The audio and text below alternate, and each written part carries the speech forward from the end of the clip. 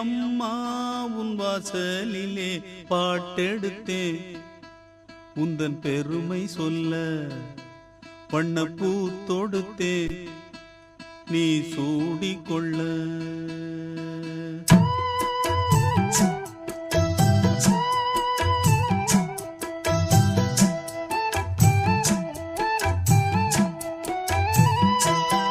நல்ல வெள்ளிக்கிழமையிலே